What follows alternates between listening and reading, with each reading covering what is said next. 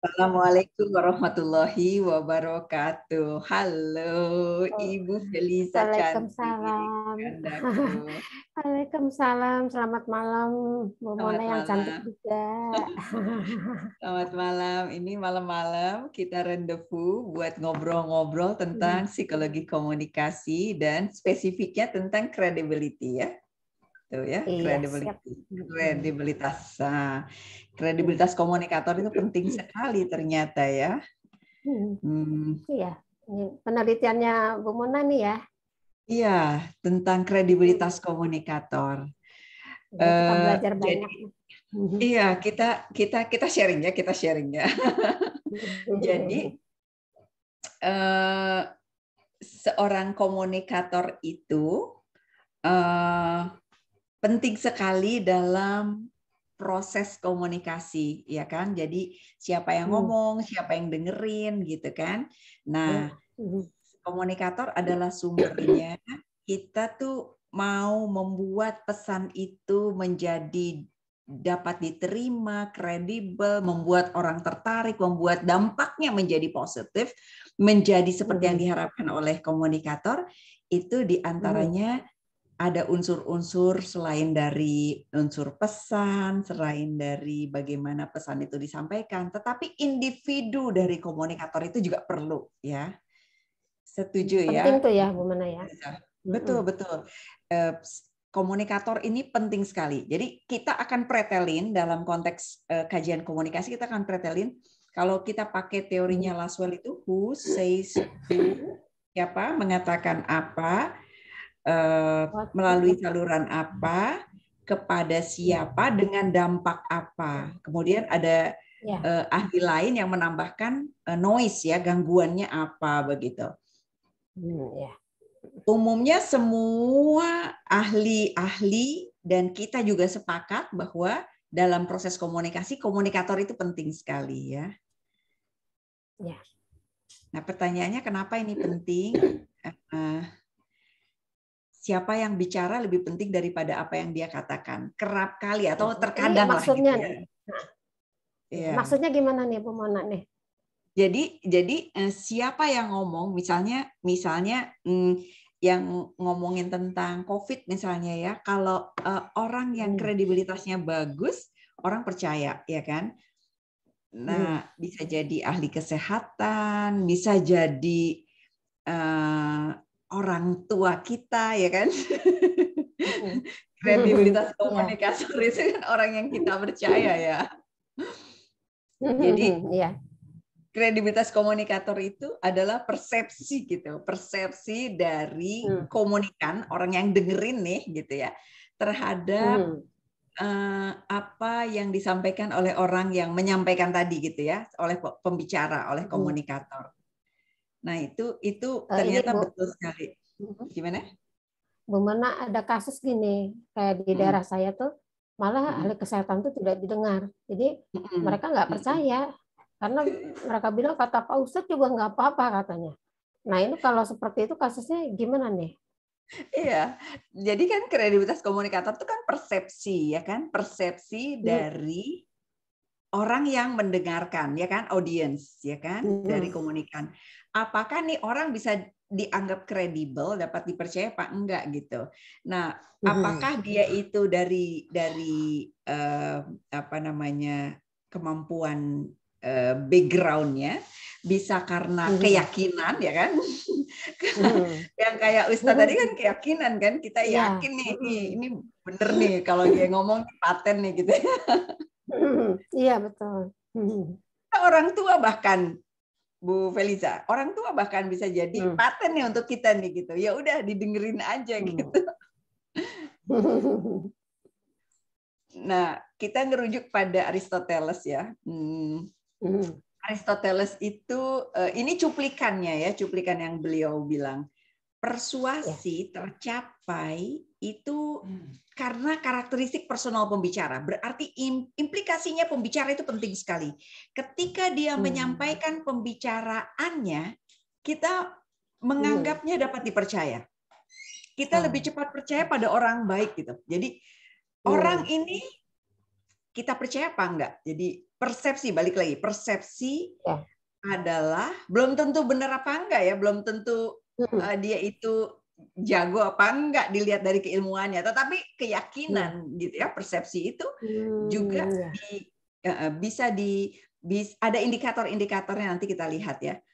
Tidak benar anggapan seorang penulis retorika bahwa kebaikan personal yang diungkapkan pembicara tidak berpengaruh apa-apa pada kekuatan persuasinya.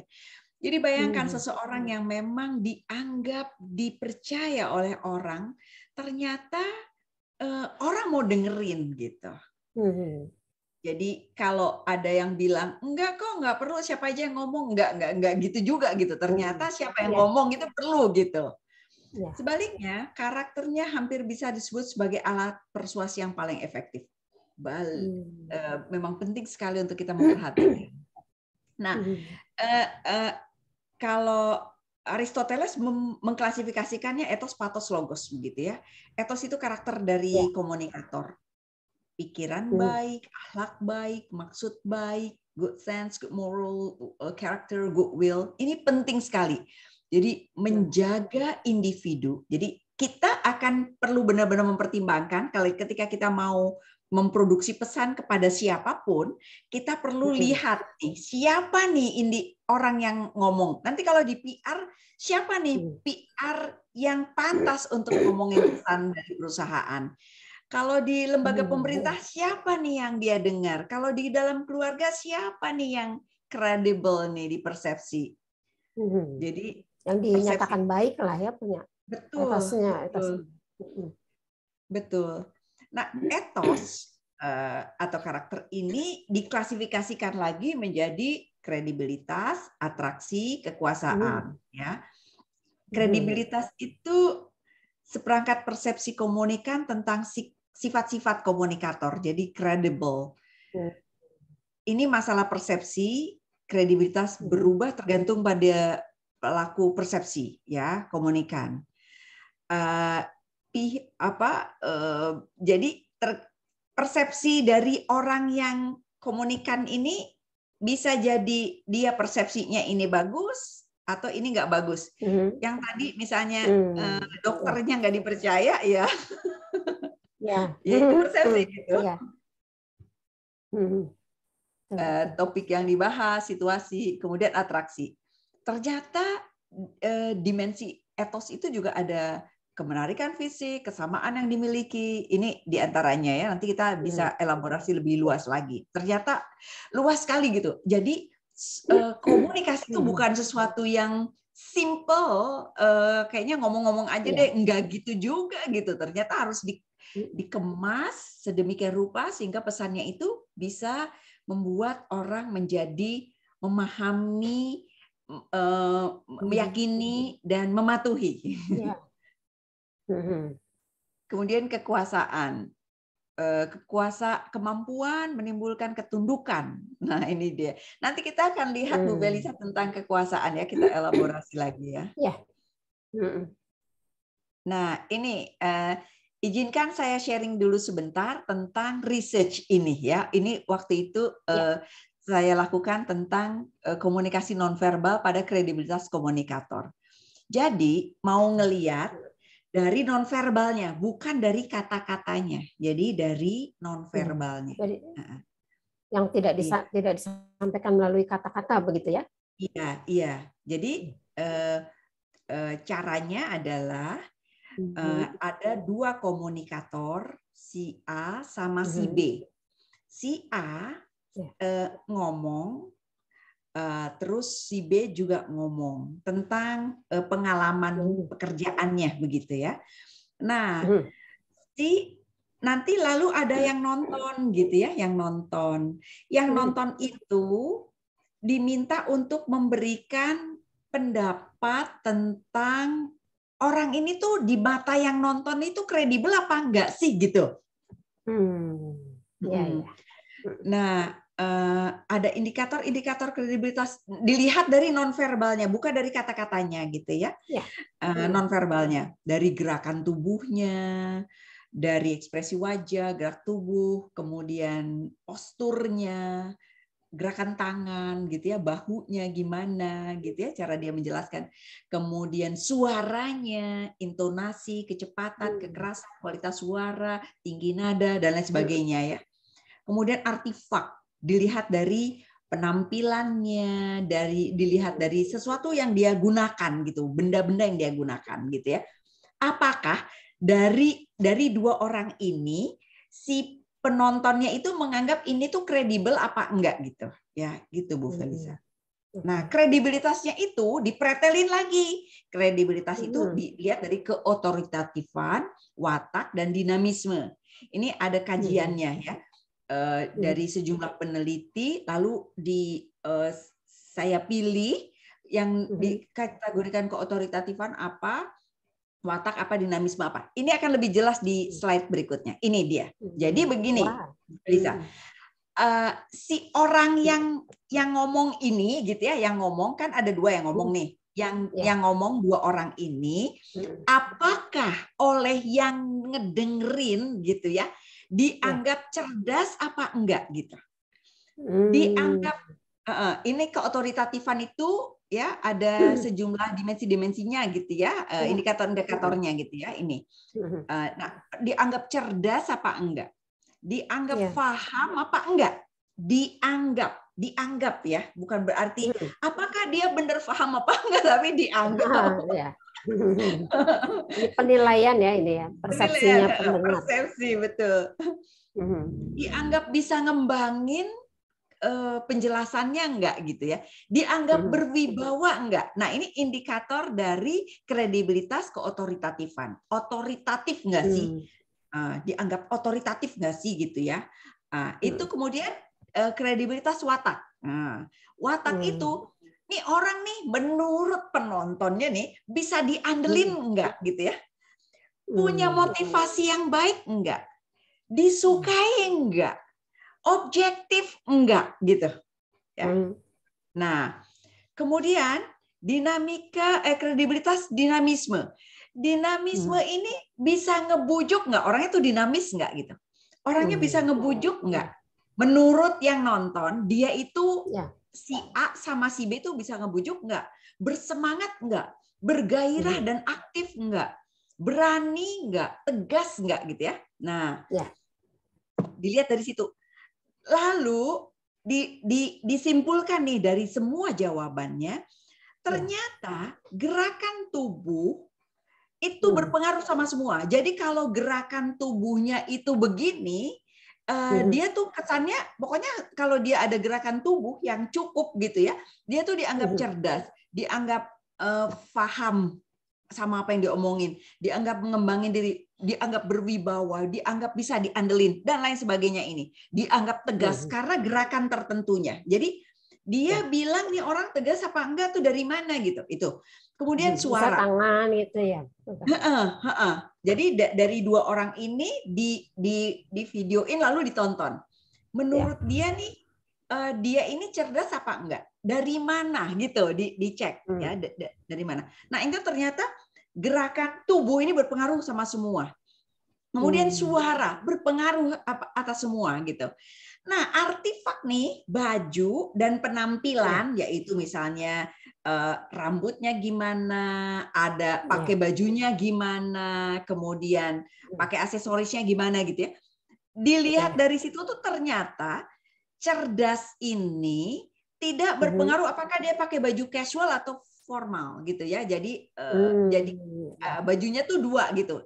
Apakah dia itu casual atau juga tidak yang formal gitu ya.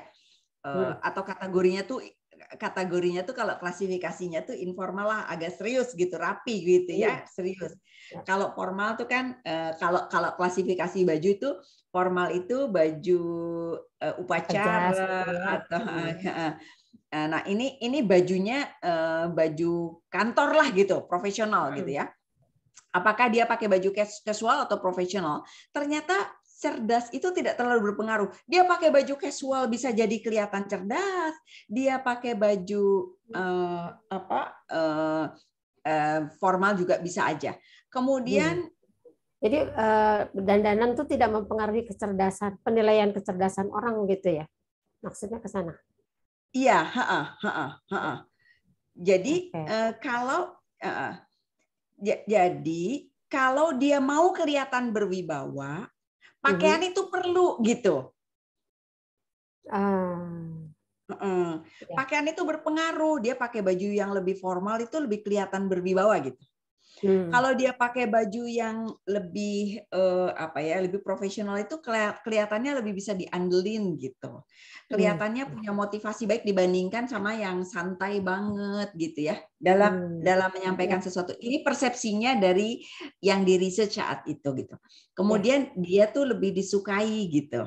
Ya, kemudian bisa membujuk ya kan, ketika dia menyampaikan sesuatu ternyata yang pakai baju itu tuh lebih bisa membujuk, lebih kelihatan bersemangat, bergairah dan aktif. Tapi apakah dia kelihatannya tegas, itu nggak terlalu berpengaruh. Pakai baju apa aja tuh nggak apa-apa gitu. Objektif nih orangnya objektif apa enggak, itu nggak apa-apa gitu. Dia tuh nggak terlalu kelihatan. Bisa ngembangin nggak, itu nggak terlalu kelihatan ya. Maksudnya nggak terlalu, karena kalau berwibawa itu baju tertentu mengesankan lebih berwibawa begitu, Bu Feliza? Ya. Kelihatan cerdas enggak gitu, dia pakai baju apa aja ketika dia suaranya bagus, gerakan tubuhnya bagus ya. Tentu saja kontennya juga bagus, tetapi kontennya itu tidak dibikin yang complicated gitu. Kontennya itu just the same gitu ya, kira-kira. Isunya sama gitu. Nah, itu ternyata tidak terlalu. Jadi persepsi dari orang yang diteliti itu gitu ya, ternyata kredibilitas komunikator itu banyak dipengaruhi juga oleh gerakan tubuh, suara. Jadi tentu saja dipengaruhi oleh kata-kata gitu ya, tetapi pada saat ini si kata-katanya nggak terlalu dibahas gitu, nggak terlalu jadiin isu untuk diteliti gitu. Nah, ini untuk mengingatkan betapa nonverbal itu penting, cara menyampaikan itu penting, dan kredibilitas komunikator itu banyak didukung oleh apa? Jadi seseorang dibilang ini orangnya pede. Pede itu dari mana? Pede itu dari cara dia ngomongnya, dari ekspresinya, dari gerakan tubuhnya, dari tentu saja pilihan katanya, tetapi itu juga perlu pilihan. Misalnya seseorang menyampaikan dengan pilihan kata seperti ini, ya, ini adalah pilihan katanya. Bedakan dengan misalnya seseorang menyampaikan dengan pilihan kata yang seperti ini, gitu ya. Kata-katanya sama nih, tetapi ada ekspresi wajah, ada gerak tubuh, ada suara, itu ternyata membedakan. Belum lagi tentang dari artefak gitu. Nah, gitu. Jadi menarik untuk melihat kembali bahwa di dalam menyampaikan komunikasi, persepsi ini adalah persepsi. Belum tentu ini orang pinter apa enggak, lain lagi gitu. Menurut persepsi penonton atas dua orang ini gitu. Gitu Bu Baliza. Anything mau nambahin? Monggo.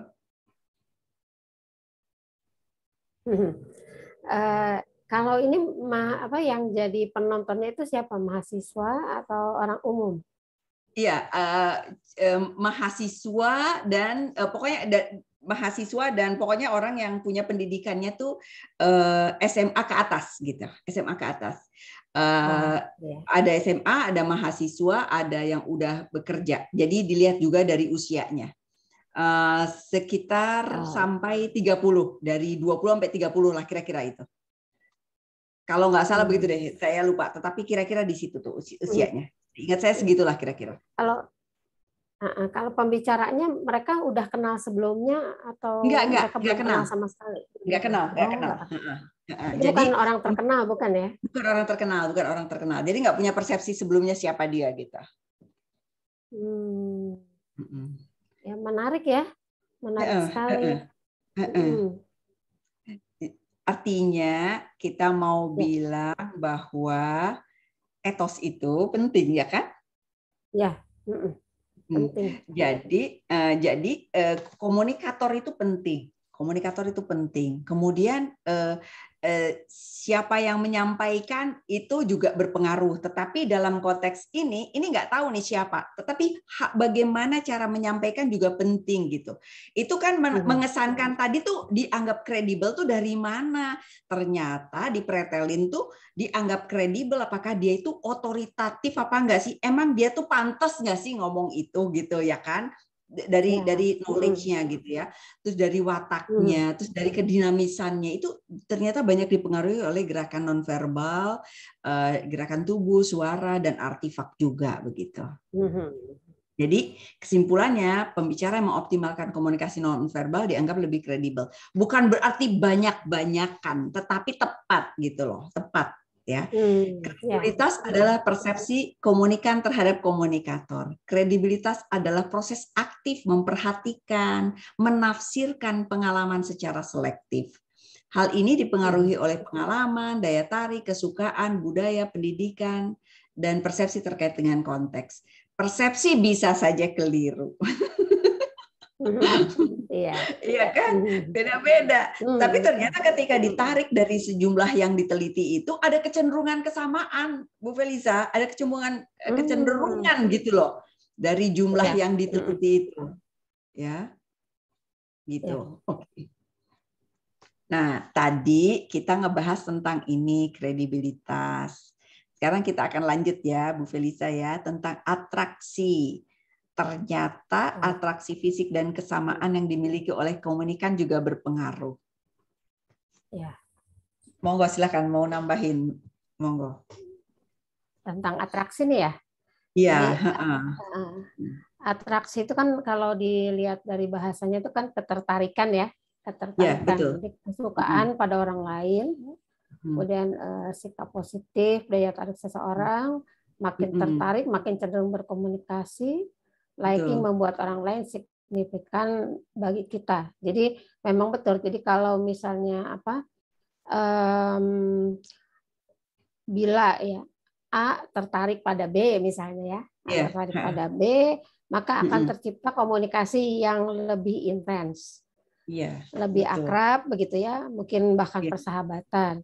Kalau saya lihat mungkin ada korelasi yang erat dalam kepribadiannya, jadi antara A dan B itu gitu karena kesamaan. Jadi komunikator yang baik itu biasanya akan mencari kesamaan dulu, mungkin itu kata kuncinya ya. Gimana tuh? Jadi Bu Felisa mau nambahin dikit ya. Jadi kalau mau kenalan sama orang ya, kita kan cari modal untuk percakapan ya kan, modal untuk ngobrol nih gitu. Berarti bisa kita hubungkan dengan apa ya yang sama dari dia gitu. Bisa saja dari apa? Oh, dia dari mana? Atau juga ya kan? Ini kedekatan ya kan? Atau kedekatan geografis ya kan, ini juga kan? Ya. Asalnya dari mana gitu ya, sama-sama orang Cirebon misalnya. Nah, ya, bisa ngobrol. Lalu ngomongin apa tuh dari Cirebon tuh makanannya apa? Empal gentong ya. Empal gentong, ya enak. Ya kan? Jadi ada isu buat didiskusikan kan, karena kedekatan. Terus apa lagi? Ini karakteristik personal juga ya. Ini karakteristik personal itu kalau dilihat dari karakteristik personal itu kalau saya lihat dari yang Pak Jalal itu kan antara lain itu masalahnya kesamaan dalam nilai gitu ya. Kemudian kesamaan juga dalam sikap, keyakinan, tingkat sosioekonomi, agama, ideologis itu akan membuat mereka menjadi saling menyukai satu dengan yang lain gitu. Iya. Bahkan perkawinan itu juga ya kerap kali berhubungan dengan ini ya, karena kita merasa tertarik secara personal gitu, karena punya karakteristik personal tertentu gitu ya. Kesamaan ya, samaan. Mungkin kalau yang karakteristik ya itu biasanya sama cara berpikirnya sama gitu ya. Iya. Kemudian tekanan emosional. Jadi orang yang kalau ada tekanan emosional ternyata menjadi tertarik untuk barengan gitu. Jadi kalau lagi stres senasib atau gitu. kalau senasib gitu, atau misalnya lagi ada misalnya ya ada gempa gitu ya, oh ternyata menjadi kohesif, jadi dekat satu sama lain, menjadi saling tolong. Mari kita lihat waktu COVID aja. Ternyata tekanan ini membuat masyarakat bisa saling tolong-menolong, mau berbuat untuk satu sama lain. Jadi merasa ada kebutuhan emosional yang lebih tinggi begitu. Itu juga tekanan emosional. Iya. Kemudian kalau ini daya tarik fisik gimana tuh? Mungkin ya bisa jadi contohnya itu orang yang kenapa cinlok gitu ya, itu bisa ada hubungan sama kedekatan dan juga bisa karena ada daya tarik fisik gitu. Jadi dua-duanya dapat nih. Iya kan? Karena daya tarik fisik itu paling mudah ya untuk kita lihat ya. Kenapa kok? Kenapa? Jadi gini Bu Feliza, ternyata ada sebuah research tentang siapa yang dia pilih untuk jadi anggota dewan atau untuk dalam campaign tertentu gitu. Ternyata yang menarik itu cepet udah deh ini aja deh, kalau kagak ngerti-ngerti amat ya udah gitu. Apalagi dia nggak punya referensi indikator tentang kompetensinya dan lain sebagainya, itu nggak penting gitu ya. Ya udah ini penting gitu. Jadi ini satu kekuatan juga nih sebenarnya. Ya. Soalnya itu di garis depan lah ya, maksudnya orang tuh pertama kali lihat tuh kan good looking-nya begitu ya. Iya, halo efek ya, langsung tertarik gitu ya. Bahkan ada satu ini apa namanya politisi gitu ya, yang sampai dia itu memotong bagian tubuhnya di bagian kakinya gitu ya, karena dia merasa terlalu tinggi. Karena menurut dia itu jadi nggak menarik gitu. Jadi dia gara-gara terlalu tinggi, jadi dia sampai karena nggak pede gitu ya. Iya betul ada itu, ada di barat ya. Saking dia ngerasa dia pada cantik, dia merasa ketinggian gitu. Jadi ini penting untuk dia barangkali gitu ya. Terus ganjaran ya, ganjaran ini barangkali orang kalau mendapatkan ganjaran itu akan menjadi tertarik untuk punya hubungan dengan orang tersebut, dikasih apa dan lain sebagainya. Ya, kayak apa? Hadiah, kalau nggak pujian mungkin ya. Jadi orang yang lebih banyak. Kalau betul. Pujian itu kan biasa membuat, aduh dia baik banget sih mau muji saya, begitu kan, jadi lebih dekat mungkin ya. Iya. Familiarity. Gimana? Kalau familiarity itu keakraban ya. Keakraban katanya semakin semakin familiar, jadi semakin sering ketemu, maka dia akan semakin dekat. Kalau familiarity itu katanya itu ya. Jadi betul. Atau mungkin kalau, begini. Gimana Bu? Misalnya gini, dia itu welcome dari awal gitu ya, meskipun nggak terlalu the first sight-nya itu baru ketemu tuh gitu ya, tetapi dia itu familiar gitu, kesannya tuh deket gitu. Itu juga bisa jadi kekuatan. Ya, kalau dari beberapa yang saya baca itu, jadi familiarity ini bisa dikaitkan dengan terpaan. Jadi terpaan yang intensif, kemudian repetisi pesan yang diulang-ulang itu juga bisa menimbulkan familiarity. Betul. Jadi kalau misalnya dalam media massa lah ya, diterpa lagi wajah Raffi Ahmad misalnya, diterpa lagi wajah Raffi Ahmad. Akhirnya orang tuh menjadi tertarik pada Raffi Ahmad karena sering ketemu gitu. Sering ketemu walaupun di media massa misalnya begitu. Padahal kayaknya waktu ketemu tuh padahal dia kayaknya aku nggak kenal deh gitu ya. Tapi karena terus-terusan diterpa jadi rasanya oh ya deket banget ya.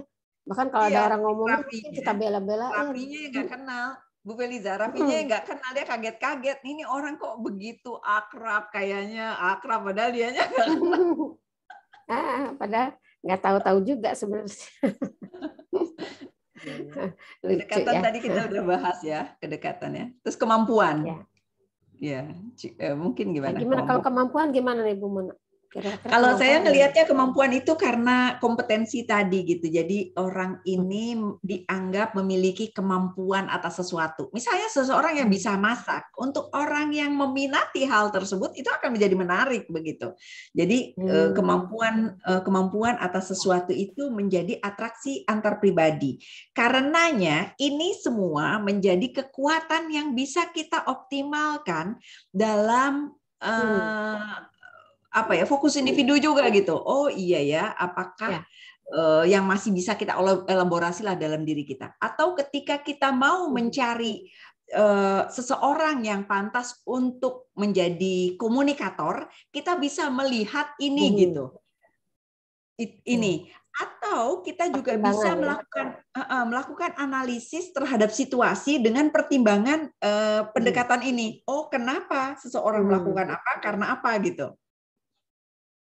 Untuk research ya, menarik juga gitu. Jadi untuk research bisa menjadi referensi pertimbangan mengapa seseorang mengambil pendekatan tertentu dalam berkomunikasi gitu. Oh, ternyata karena daya tarik fisiknya.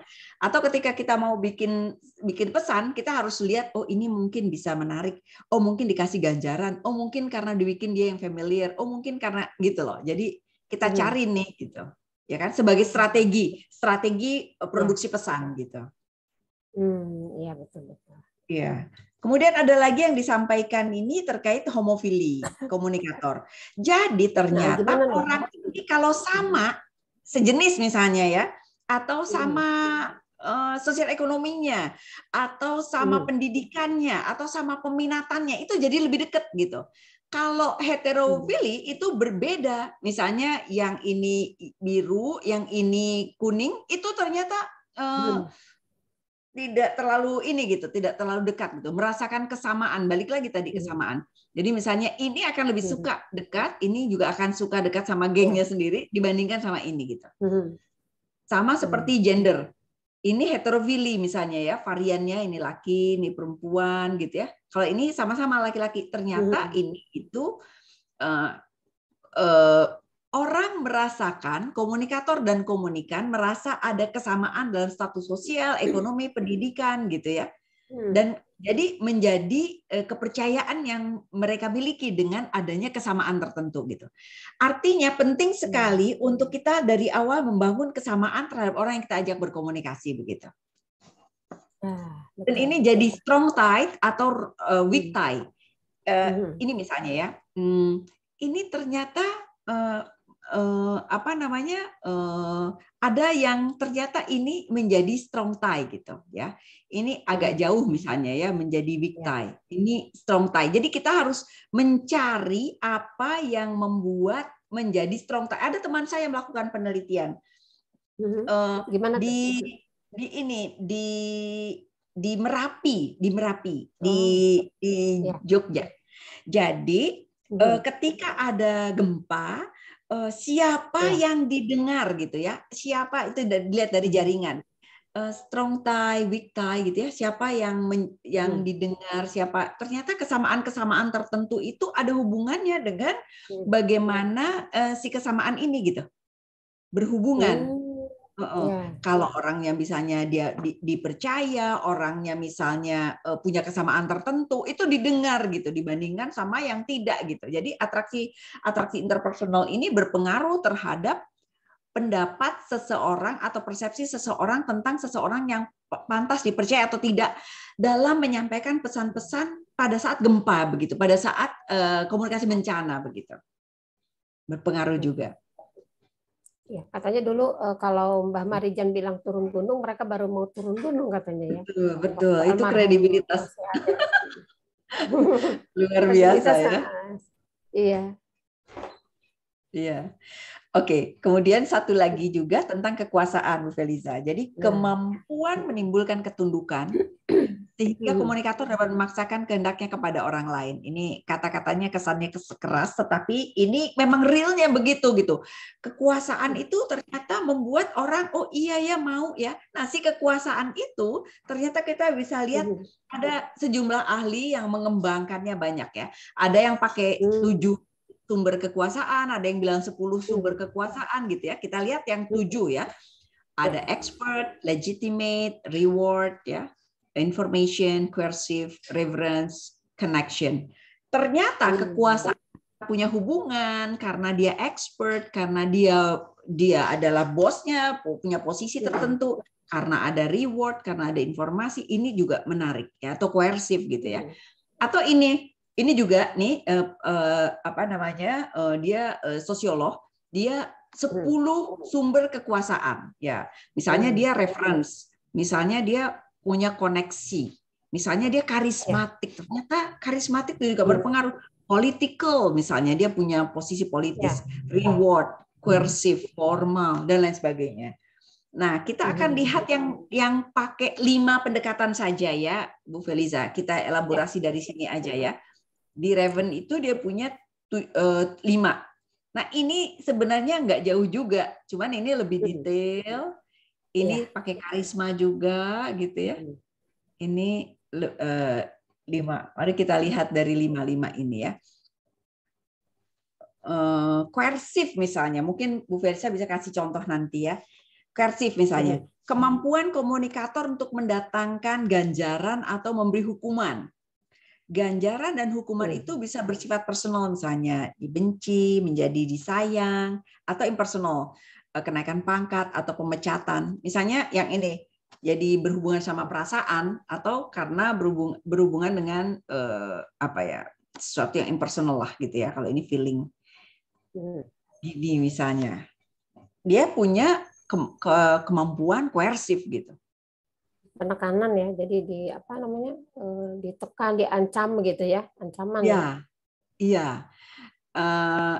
Ada orang di lingkungan kita yang dia punya kemampuan untuk memaksa kita melakukan sesuatu.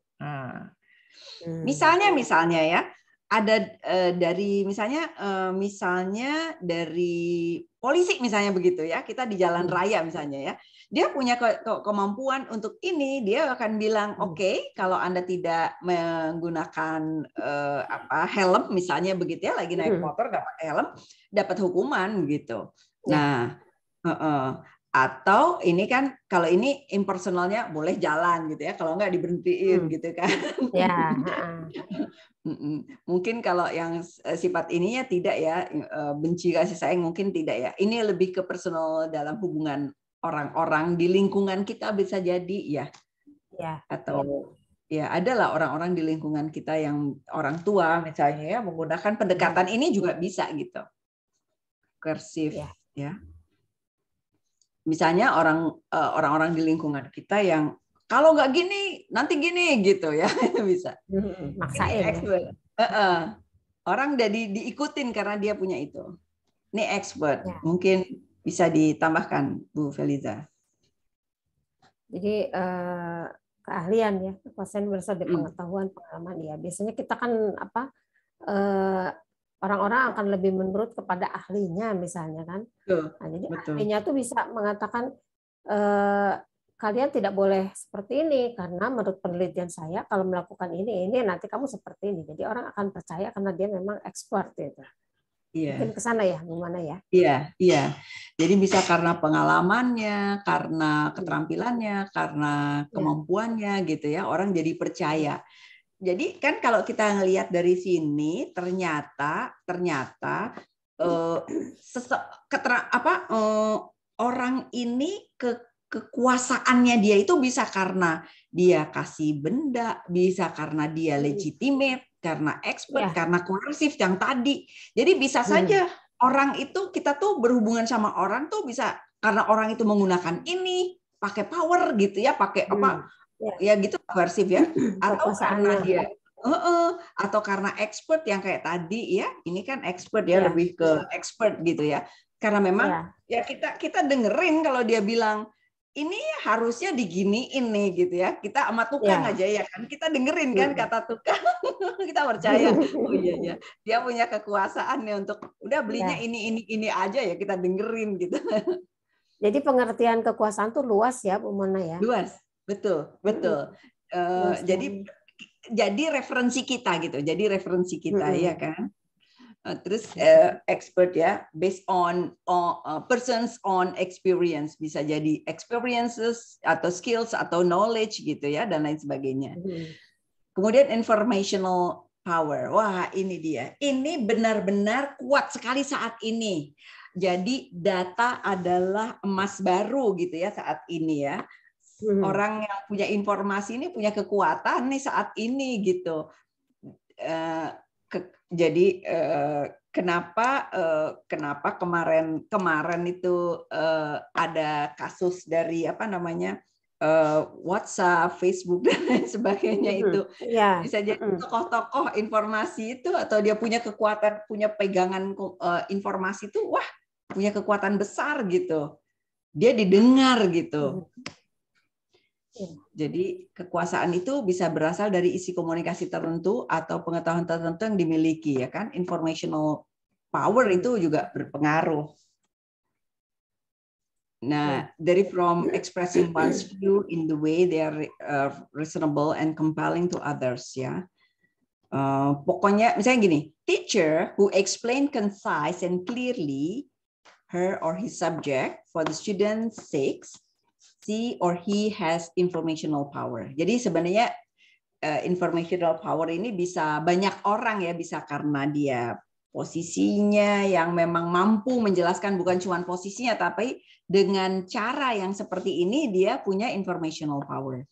Atau juga karena tokoh-tokoh yang punya informasi begitu ya kan? Kemudian reference power, kekuasaan rujukan. Komunikan menjadikan komunikator sebagai kerangka rujukan untuk menilai dirinya. Komunikator berhasil menanamkan kekaguman pada komunikan sehingga seluruh perilakunya diteladani. Ini mungkin dia nggak punya posisi, tetapi dia dijadikan referensi. Mungkin begini Bu Feliza, ada juga terkait dengan influencer. Mungkin bisa ke sana ya. Gimana Betul. tuh kalau sama influencer? Influencer itu kan bisa jadi dari penampilannya, ya kan, atau dari pendapatnya tentang apa gitu ya. Dirujuklah dia itu jadi, atau seperti tadi misalnya Mbah Marijan ya, almarhum beliau itu. Jadi orang tuh merujuk gitu. Oh iya ya, kata dia gini, kata dia, atau tokoh-tokoh masyarakat ini juga jadi rujukan begitu. Jadi kita bisa percaya sama orang itu belum tentu karena posisi dia menjadi pejabat tinggi negara, belum tentu gitu. Tapi karena bisa jadi kita percaya sama orang karena dia jadi reference gitu. Nah, ini power ya, soal ini kekuasaan ya. Betul.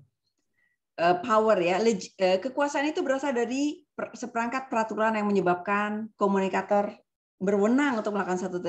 Dia memang di situ posisinya gitu. Jadi dia memang sekarang sebagai apa, sebagai pejabat atau sebagai apa yang punya posisi CEO dan lain sebagainya gitu ya kan? Karena memang legitimate. Bisa jadi dia tidak reference loh. Dia legitimate tapi dia bukan reference. Atau dia bukan bukan informational, dia bukan sumber informasi gitu. Mungkin aja yang ada di level 3 ini yang jadi rujukan, bisa saja. Artinya memang kalau dia ada di sini, legitimate, kemudian dia juga punya keterampilan rujukan, ini keren banget, punya informasi gitu ya. Kemudian juga punya keahlian gitu ya. Nah, dia didengerin gitu. Nah, kalau bisa jangan pakai koersif gitu ya. Tetapi koersif juga mungkin diperlukan di saat-saat tertentu begitu. Ya, kadang-kadang perlu ya mendesak, yang untuk mendesak. Ya, mendesak. Dalam mendisiplinkan seseorang kan itu juga perlu gitu. Kalau semuanya dengan maksudnya koersif lah bisa juga gitu dalam situasi tertentu. Ini juga pendekatan-pendekatan lain yang bisa dikembangkan, legitimate, reward, coercive ya.